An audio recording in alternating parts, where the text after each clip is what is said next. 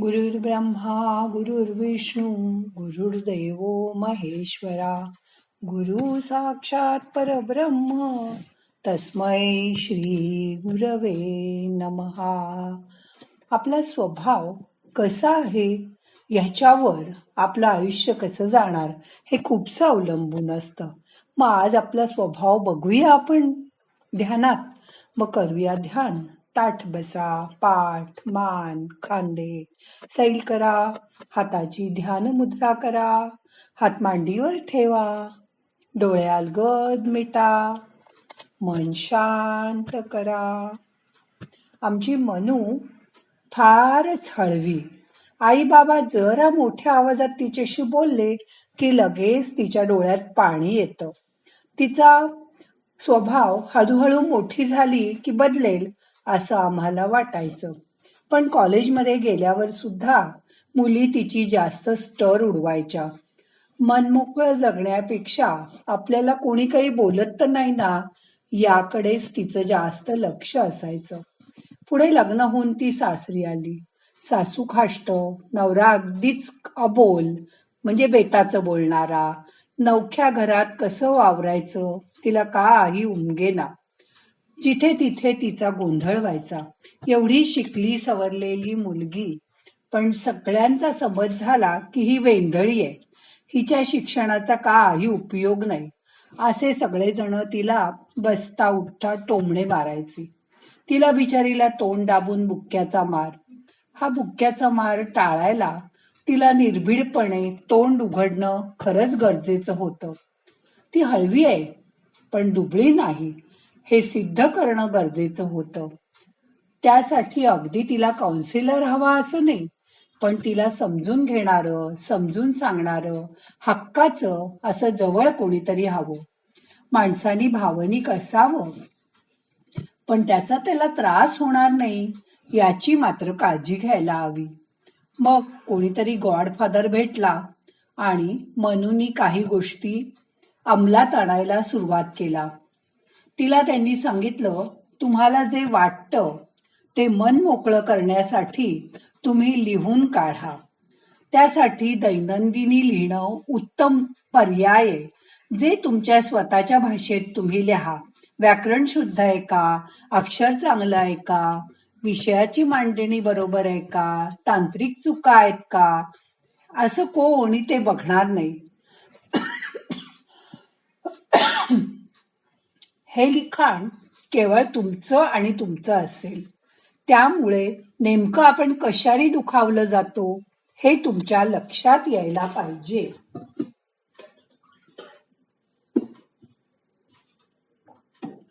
जे तुम्ही लिहून काढाल ते तुम्हीच नीट वाचा आणि कुठं काय बिनसलं ते समजून घ्या.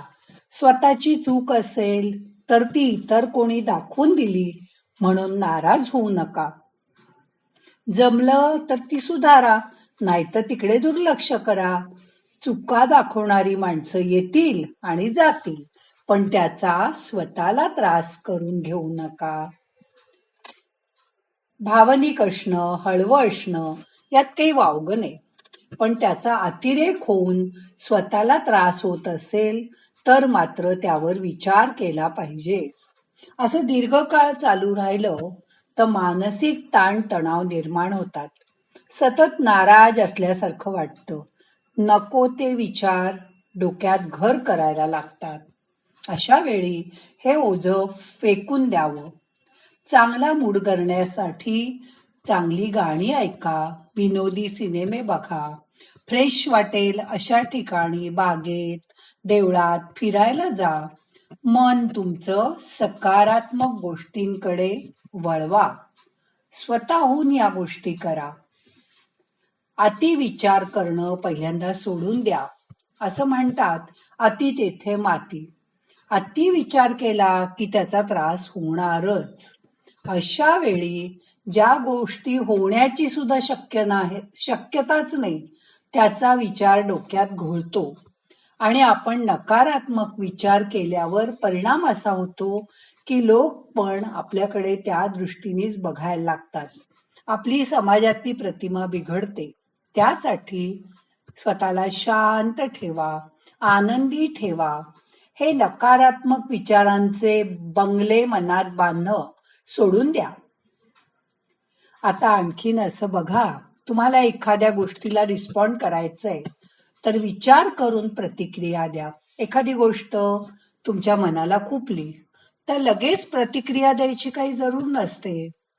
थोडंसं थांबा, जमलं तर 2 पावलं मागे जा आणि वातावरण शांत ठेवायचा प्रयत्न करा. बारीक सारीक गोष्टींवरून एखाद्याबद्दल गैरसमज करून घेऊ नका. त्याच्याबद्दल नकारात्मक विचार करणं टाळा. कदाचित परिस्थिती चुकीची असते. गैरसमज होऊन माणूस तोडून टाकण्यापेक्षा आजूबाजूची परिस्थिती समजावून घेता येते का बघा. कधी कधी क्षणाचा राग समोरच्याला कायमचं दुखवू शकतो. आपण केलेल्या कृतीचं दरवेळी कौतुकच व्हायला पाहिजे असं नाही. त्यामुळे खट्टू होऊ नका. एखाद्याने आपली चूक दाखवली तर फारसं वाईट वाटून घेऊ नका.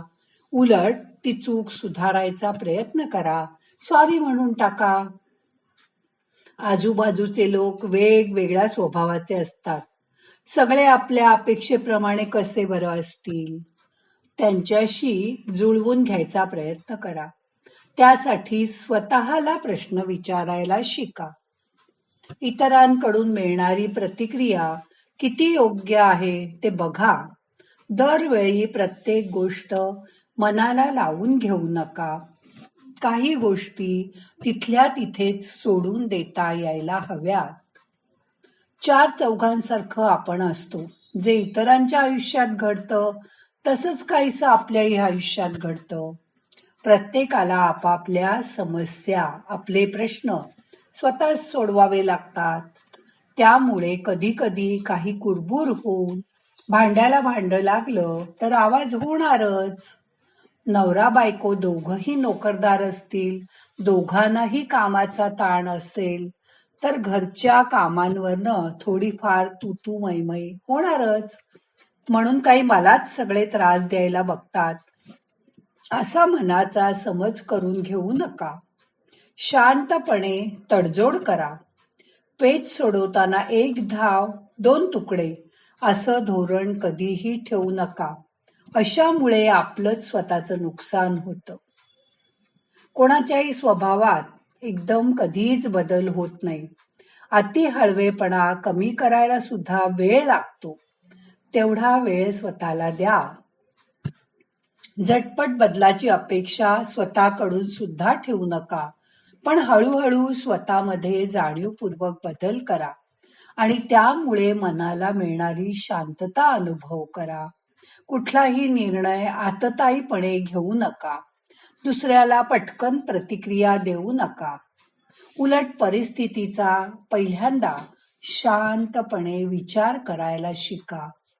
त्यातून मिळणारा अनुभव तुमचा हा हळवेपणा हळूहळू कमी करेल.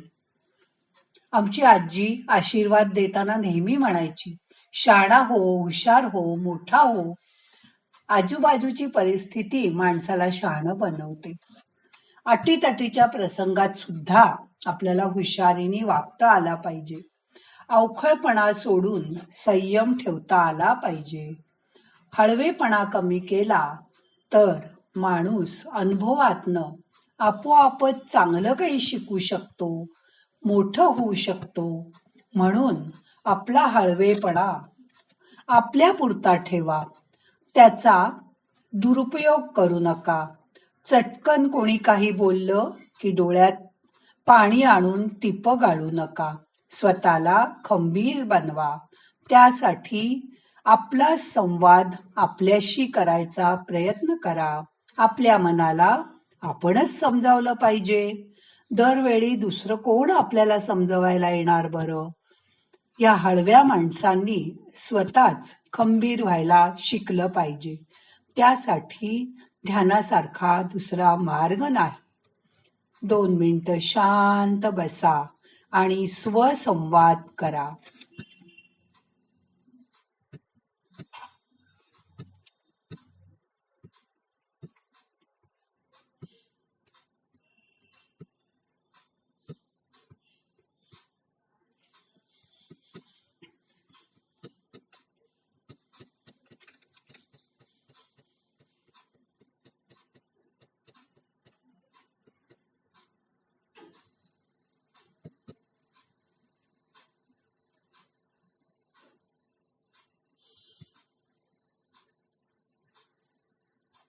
आता आजचं ध्यान संपवायचंय.